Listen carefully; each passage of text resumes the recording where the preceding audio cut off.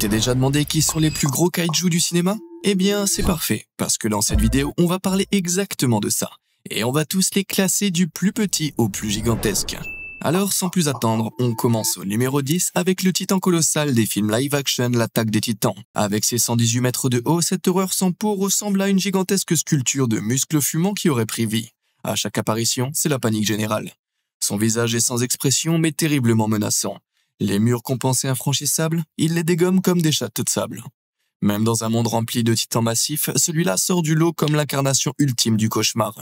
Il n'est pas le plus agile et il n'a pas besoin de l'être. Son job, c'est juste d'apparaître et de rappeler à l'humanité à quel point elle est minuscule. Et si tu trouves ça fou, attends un peu, la prochaine bête a un souffle atomique et un tempérament capable de raser des côtes entières. En 9e position, voici la version 2021 de Godzilla dans Godzilla vs Kong. Au fil des années, on a vu pas mal de Godzilla, mais celui-là, c'est 120 mètres de pure fureur atomique. Dès qu'il sort de l'océan, les villes tremblent et il n'est pas élancé, c'est un tank version lézard. Ses plaques dorsales tranchent l'eau avant même que sa tête n'apparaisse. Les missiles rebondissent sur ses écailles comme des gouttes de pluie, et quand il charge son souffle atomique, mieux vaut courir. C'est pas juste de la chaleur, c'est comme un rayon bleu d'apocalypse qui déchire tout sur son passage. Et il y a une raison pour laquelle cette version est devenue la préférée des fans, il n'est pas juste dangereux, il est majestueux. Le voir se battre contre Kong, c'est comme assister à un duel de titans tout droit sorti d'un mythe. La façon dont il rugit, l'impact qu'il laisse, même sa rage, tout respire la domination. Il ne bouge que si quelque chose a besoin de se rappeler qui est le patron de la planète. En 8e position, on a Methuselah de Godzilla King of the Monsters de 2009. Estimé à plus de 122 mètres de haut, Methuselah ne rugit pas, il gronde. Imagine une créature qui se fond tellement dans le paysage que tu crois voir une montagne, jusqu'à ce qu'elle commence à bouger. Sa tête est un bloc de terre, des arbres et des roches recouvrent son corps. Il se lève comme une colline vivante et marche comme si la planète elle-même en avait marre de se faire piétiner et avait décidé de riposter. Mais tu sais là, c'est le genre de kaiju qui redéfinit le mot présence. Il n'a pas besoin d'attaquer les villes, juste d'exister. Et tout autour de lui change. L'air devient immobile, les oiseaux cessent de voler. C'est le genre de monstre qui te fait remettre en question la différence entre une montagne et une créature. Mais avant que tu respires un peu, le prochain kaiju ne se cache pas dans l'ombre, il fonce tête baissée, rempli de rage. En 7e position, Scunner de Pacific Rim. Avec environ 134 mètres de haut, ce kaiju de catégorie 4 est que du muscle et de la menace. Scunner charge au combat comme un bélier, son armure massive le faisant ressembler moins à un monstre qu'à un tank vivant en quête de vengeance. Contrairement à certains kaiju qui préfèrent attaquer avec stratégie, Scunner fonce comme un fou furieux, s'associant à d'autres kaiju pour submerger les Jaegers dans le chaos coordonné digne d'animaux sauvages. C'est le genre de monstre que tu ne veux surtout pas affronter seul. Scunner n'est peut-être pas le plus flashy, mais en termes de force brute, il est terrifiant. Chaque mouvement est calculé, chaque attaque est dictée par un instinct primal. Et il ne se bat pas pour survivre, il se bat pour détruire. Le voir en action, c'est comme regarder une boule de démolition qui aurait décidé de se venger. À la 6e place, on trouve le méga kaiju de Pacific Rim Uprising de 2018. Ce truc, c'est un mix de 3 monstres, Raijin, Akuja et Shrike-Thorn, fusionnés en une seule abomination énorme et difforme avec plusieurs membres mesurant environ 152 mètres de haut. Imagine 3 cauchemars combinés en un. Avec en bonus un souffle laser et une rancune tenace. Dès qu'il apparaît, tout le reste, même les Jaegers, paraît beaucoup trop petit. Il est rapide, sauvage et il n'est pas là pour discuter. Ce qui rend le méga kaiju terrifiant, c'est sa façon de se déplacer, avec précision, détermination. Il ne trébuche pas, il ne doute pas, il traque et quand il trouve sa cible, il n'y a pas de pause dramatique, pas de discours, juste de la destruction. C'est la version cinématographique d'un prédateur qui a évolué bien au-delà de tout ce qu'on aurait pu affronter. Là, tu te dis qu'on a atteint les sommets, mais crois-moi, ce qui arrive maintenant a 3 têtes, des ailes comme des ouragans et 0 sang-froid. En 5e position, King Ghidorah de Godzilla King of the Monsters.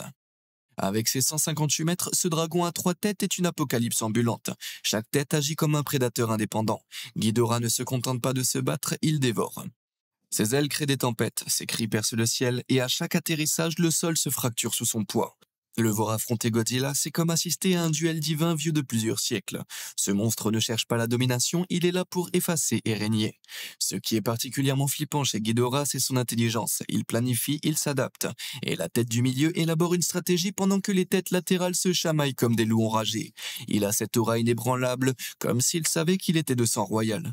Il ne rugit pas pour menacer, il rugit parce qu'il aime le son de la peur. En 4e place, Slattern du Pacific Rim original de 2013.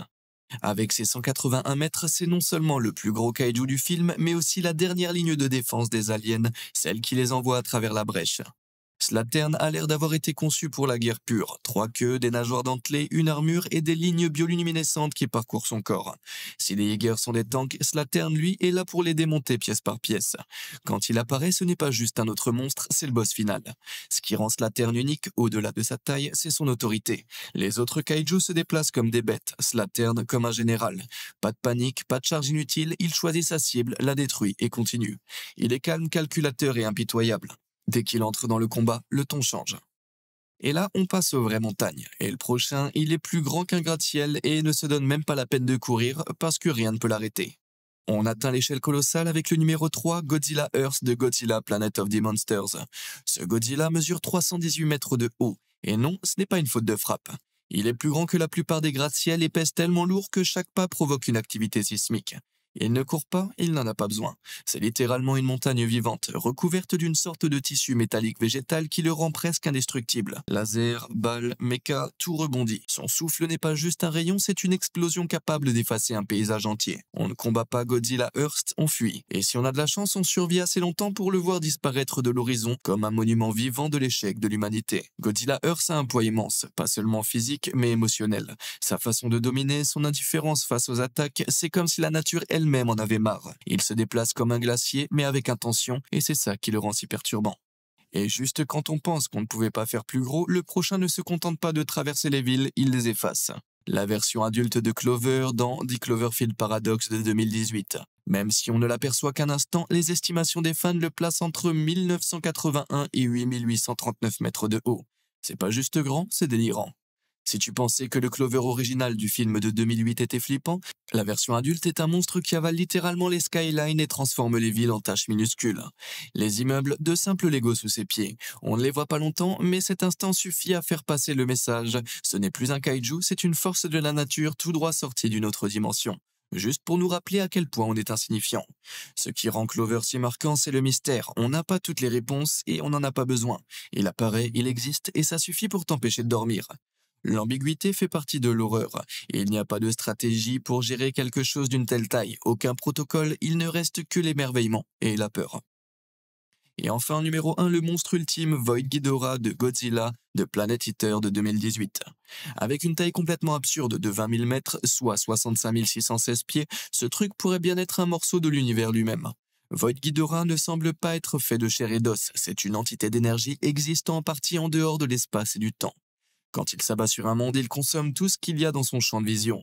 Des villes entières disparaissent comme des braises dans le vent. Ses coups sont assez longs pour traverser des régions entières. Le temps se tord autour de lui, la gravité ne compte plus.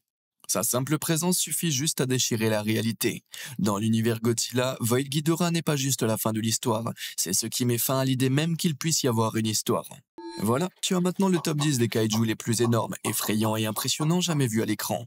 Si t'as kiffé cette vidéo, va jeter un œil à cette autre vidéo trop cool.